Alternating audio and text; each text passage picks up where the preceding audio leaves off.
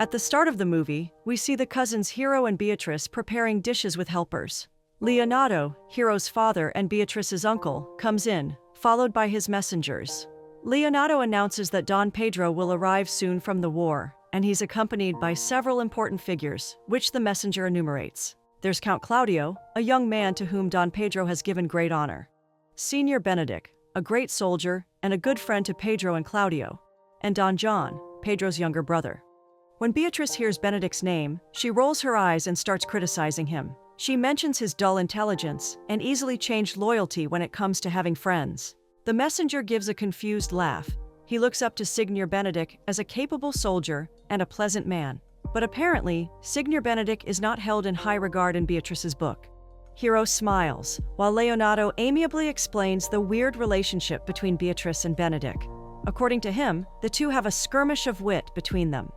Beatrice continues mocking the soldier, saying Claudio will turn mad if he gets what she calls the Benedict disease. Soon, Don Pedro's party arrives at Leonardo's mansion. This is a notable occasion, as Leonardo is the governor of Messina, and Don Pedro is a high-ranking noble with the title of a prince. Leonardo welcomes them warmly, even Don John, who looks cold and distant. Hero comes out to welcome the guests. Instantly, Claudio is enamored with admiration for Hero's innocent beauty.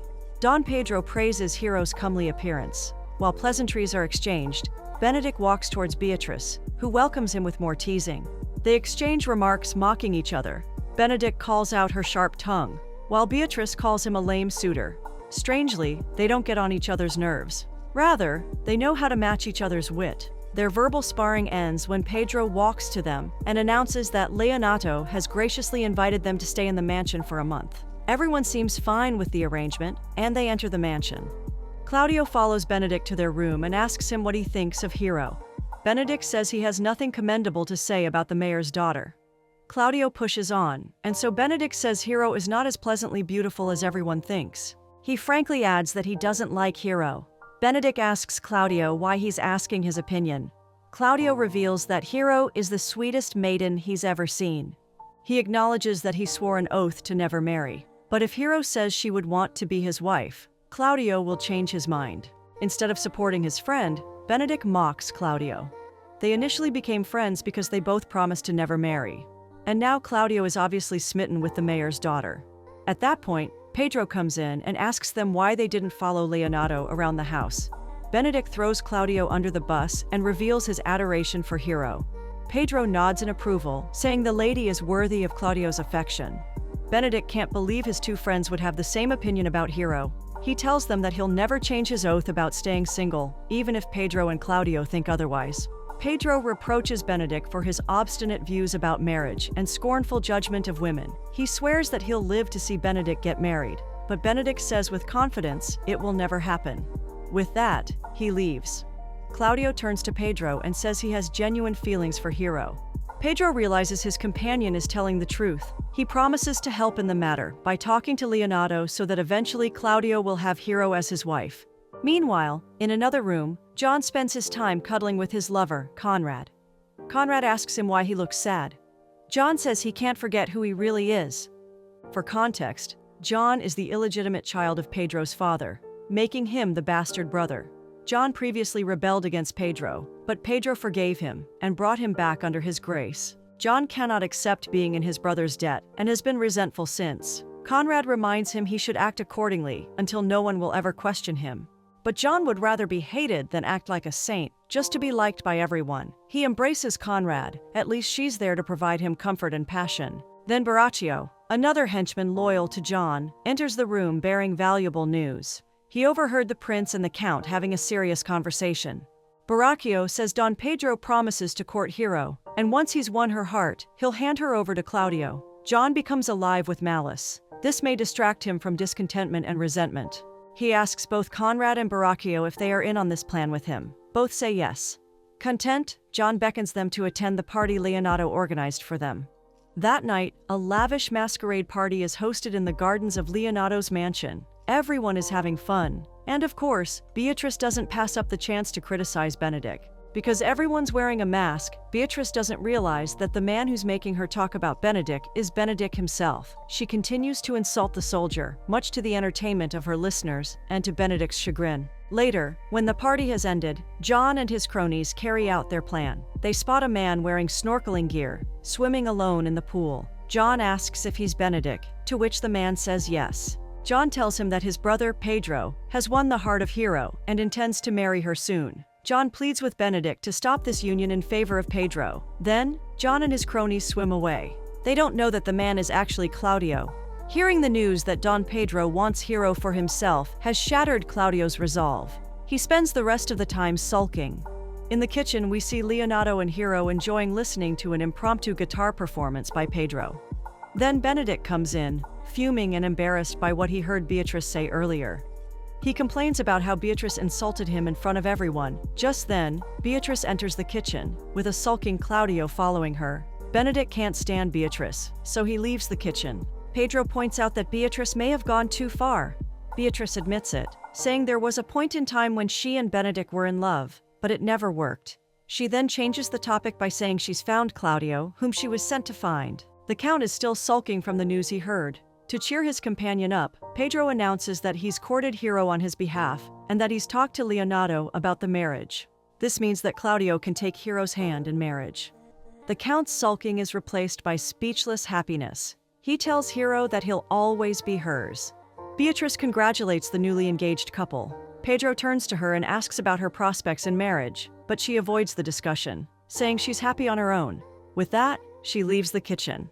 Pedro smiles as he recognizes that Beatrice is simply a woman who makes a lot of jokes about things, but he can't help but see similarities between her and Benedict, especially their willfulness against marriage. Leonardo says Beatrice can't stand the topic of getting a husband. She would mock her suitors until they gave up. Pedro suddenly announces that Beatrice would be a good wife for Benedict, which causes Hero to choke on her drink. Leonardo, also surprised, says that both Benedict and Beatrice would talk each other to insanity within a week. But the prince seems to have made up his mind. He asks Claudio to postpone his wedding for at least a week so he can help with this next impossible task. That is, to get Benedict and Beatrice together so they will be married. Pedro tells Hero he'll teach her how to influence her cousin so she'll fall for Benedict. Then to Claudio and Leonardo, Pedro says they'll scheme together so that Benedict will fall for Beatrice. If they are successful in this endeavor, they can proudly say they have stolen Cupid's glory. Unbeknownst to them, someone is eavesdropping on their discussion. John doesn't like that his plans to foil the wedding failed. He's resentful that Claudio gets his happiness, and Pedro can do whatever pleases him. Borachio, who has also overheard that the wedding will push through, proposes another vile plan. Borachio mentions that Margaret, Hero's lady-in-waiting, likes him. He can arrange for Margaret to meet him at Hero's bedroom sometime in the night. John asks how this can ruin the wedding. Borachio says it's up to John to cook up some indecent story and convince Pedro that he's wrong in matching the honorable Claudio with a wench like Hero. They must time their actions correctly. On the night before the wedding, Borachio will make sure that Hero won't be in her room. John will convince Pedro and Claudio that Hero is not the innocent maiden that everyone thinks. Then he can lead them below the window of Hero's bedroom, where the silhouettes of Borachio and Margaret can be seen doing indecent acts, and none will be the wiser to know the truth. John loves this nasty plan. If everything goes well, he will pay Borachio 1,000 gold coins. With that reward, the deal is on between the two men. The other occupants of the mansion are blissfully unaware of what is about to happen. A couple of days pass, and it's almost the union of Claudio and Hero. All the while, Benedict still can't believe that Claudio is about to get wed. In his monologue, he mentions that Claudio used to mock men who have fallen in love, and now, he's among those he once scorned. As for Benedict, he acknowledges that love may have a chance to change him just as it had changed his friend Claudio. But he has requirements before love can make him a fool. If Benedict is to fall in love, the woman he'll fall for must be beautiful, wise, and virtuous. And of course, rich. Otherwise, he'll just keep being single. He then overhears Pedro, Claudio, and Leonardo having a conversation. Instead of joining them, he hides among the bushes to eavesdrop. Benedict hears the three men talking about Beatrice falling for him. This is unbelievable, given that she's always had a sharp tongue against him. But according to Claudio, Hero confirms that Beatrice has always felt passionate affection for Benedict, but she doesn't know how to tell him after all her mocking. Hero adds that Beatrice would rather continue mocking Benedict than let him know her true feelings, and if Benedict will court her, she won't know what to do. Benedict is aghast upon learning the truth. Instead of being disgusted, he's actually happy to learn that Beatrice loves him. But poor Benedict, He has no idea that the conversation he heard is just a bait for him to realize his feelings, planned by Don Pedro. The same tactic is also employed on Beatrice around the same time, but in the kitchen, with Hero and her lady-in-waiting, Margaret. As Beatrice puts laundry away, she overhears the two talking about Benedict falling in love with her. The only thing stopping him from courting Beatrice is his fear of getting scorned, as everyone knows how proud Beatrice is with her words. Hero and Margaret continue their discussion, knowing that Beatrice has heard every word of it. They enter Hero's room to prepare her clothes for her wedding tomorrow, leaving Beatrice musing about what she just learned. So, Benedict loves her but cannot court her because she's full of contempt. Right there and then, she realizes she must change her ways because no one speaks well about a person like that. And to Benedict, Beatrice vows to return his love soon.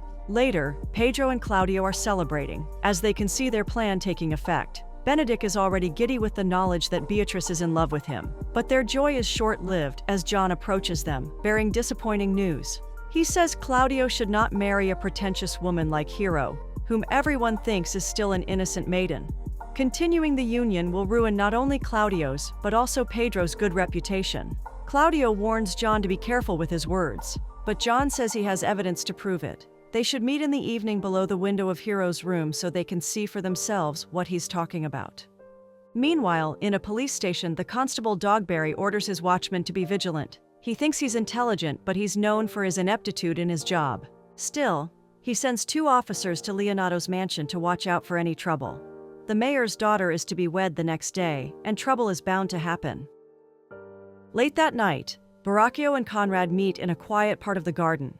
Baracchio has just finished his task of ruining Claudio and Hero's wedding. He tells Conrad that after successfully sending Hero away from her room, he convinced Margaret to wear Hero's clothes. Then they become intimate, exactly beside the window, just as Pedro, Claudio, and John arrive at that point 1 floor below. John knows it was Baracchio and Margaret, but Claudio was devastated. Baracchio ends his narration with a chuckle, saying his villainy will send poor Hero home without a husband and her reputation in tatters. Just then, the 2 watchmen arrest Baracchio and Conrad. They overheard the conversation, but they unfortunately misunderstood the context, believing that Baracchio called Don Pedro a villain. Still, they are detained. The next day, Dogberry comes to the mansion to inform Leonato about last night's arrest and to request his assistance in questioning the suspects as Messina's mayor. Because the officers misunderstood the conversation, they couldn't provide a comprehensive reason for the arrest. Therefore, Dogberry can't clarify to Leonato why he's supposed to question the suspects. Annoyed, Leonato sends Dogberry away. He says the constable can question the suspects himself, but he'll come at a later time since it's his daughter's wedding. Eventually, the time has come. Everyone is anticipating this graceful union between 2 good matches. Benedict and Beatrice catch each other's eyes. Instead of their usual verbal battle, they become conscious and a bit flirtatious towards each other. Claudio looks troubled while Hero seems radiant. When the priest asks Hero if she accepts Claudio as her husband, she says yes. But, to everyone's shock, when Claudio is asked if he accepts Hero as his wife, he says no. He then points to Hero as if cursing her, accusing her of being pretentious. He cannot marry a woman who lies about her purity while she entertains men in her room.